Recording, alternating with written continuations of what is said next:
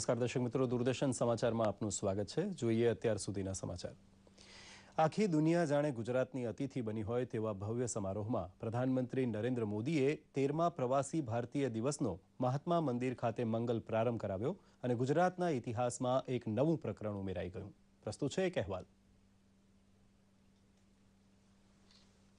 વિશ્વ પ્રવાસી ભારતીય દિવસનું ઉદ્ઘાટન પ્રધાનમંત્રી નરેન્દ્ર મોદી દ્વારા કરવામાં આવ્યું હતું. વિશ્વ પ્રવાસી ભારતીય દિવસના ઉદ્ઘાટન પ્રસંગે મુખ્યમંત્રી આનંદીબહેન પટેલ, રાજ્યપાલ OP કોહલી, કેન્દ્રીય મંત્રી સુષ્મા સ્વરાજ, જનરલ VK સિંહ, જયંત સિન્હા, રવિશંકર પ્રસાદ તેમજ ગુયાનાના પ્રમુખ કર્નલ રામોતાર, મોરેશિયસના ઉપપ્રધાનમંત્રી શૌકત અલી અને દક્ષિણ આફ્રિકાના વિદેશમંત્રી માશાબેન ખાસ ઉપસ્થિત રહ્યા હતા. દુનિયા ખરેખર કેટલી બદલાઈ ચૂકી છે તેનો દાખલો આપતા શ્રી મોદીએ કહ્યું હતું કે પ્રવાસી ભારતીય માટે ભારતમાં અપાર સંભાવનાઓ રાહ જોઈ રહી છે. धरती पर संभावनाएं आपका इंतजार कर रही है.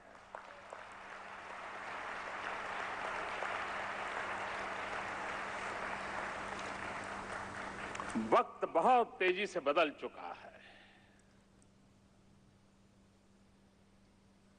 भारत एक नए सामर्थ्य के साथ उठ खड़ा हुआ है और विश्व भारत के प्रति बहुत आशा भरी नजरों से देख रहा है. ભારતીય ડાયસ્પોરાના સંબોધનમાં પ્રધાનમંત્રીએ જણાવ્યું કે સરકારે PIO અને OCIનો વિલય કરીને સૌથી મોટું કાર્ય કર્યું છે, જેનાથી દરેકને સરખો લાભ મળશે. તો થોડા હળવા મૂડમાં તેમણે કહ્યું કે વિઝા ન મળવાનું દર્દ શું હોય તે હું જાણું છું. आप जानते हैं आपको क्या क्या तकलीफें झेलनी पड़ी है भूतकाल में. मैं जानता हूं और इसलिए अब वीजा ऑन अराइवल, इसलिए वीजा ऑन अराइवल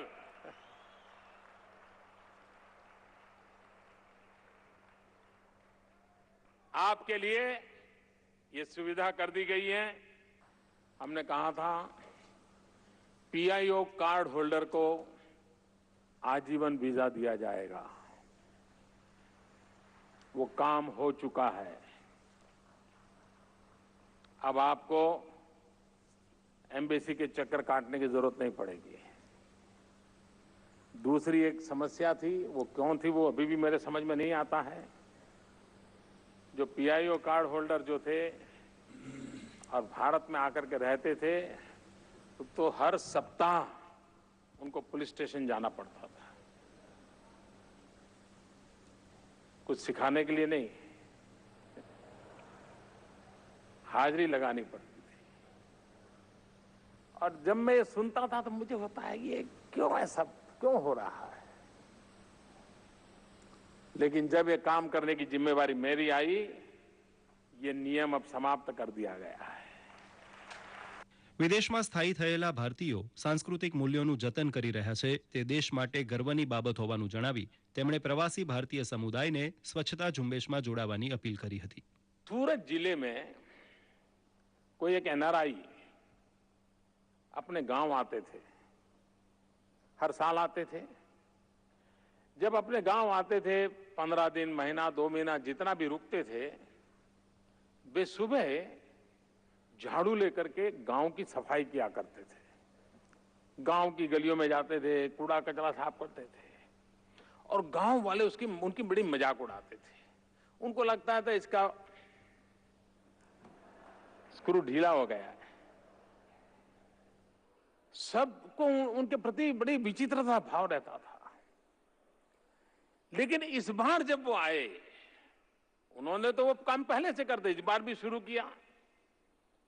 अपने गांव में निकल पड़े. आते ही दूसरे दिन सुबह जेट लैग वगैरह कुछ नहीं, बस वही काम. इस बार उन्होंने देखा पूरा गांव उनके साथ जुड़ गया था.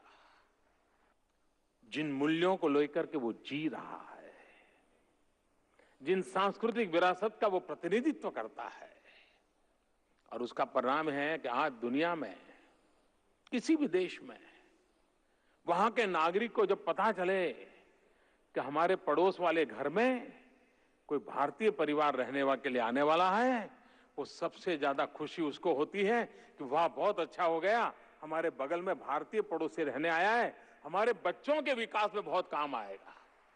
ગંગા શુદ્ધિકરણનો પ્રયાસ જેટલો આસ્થાનો વિષય છે તેટલો જ આર્થિક મહત્વ પણ ધરાવે છે, કારણ કે ગંગા કિનારે દેશની 40% વસ્તી વસે છે.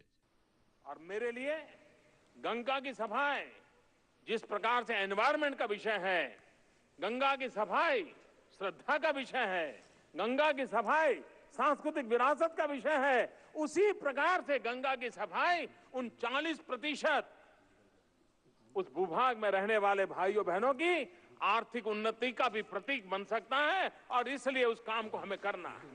પ્રથમ વિશ્વ પ્રવાસી એવા ગાંધીજીને આ પ્રસંગે યાદ કરવાનું પ્રધાનમંત્રી ભૂલ્યા નહોતા. તેમની યાદમાં સિક્કા તેમજ ટપાલ ટિકિટ પણ બહાર પડાઈ હતી. પ્રધાનમંત્રીએ દેશની યુવા પેઢીનું વિકાસમાં સતત યોગદાન હોવાની વાત જણાવી વિદેશોમાં ભારતના યુવાઓને યોગ્ય સન્માન મળતું હોવાની વાત કહી હતી. દૂરદર્શન સમાચાર, અમદાવાદ.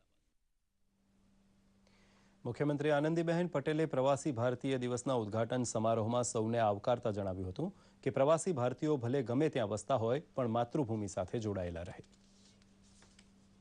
चाहे दुनिया के किसी भी कोने में रहे, भारत से अपनी मिट्टी से जुड़े रहे, भारतीय संस्कारों के दूत बनकर इसकी महक को दुनिया में फैलाते रहे.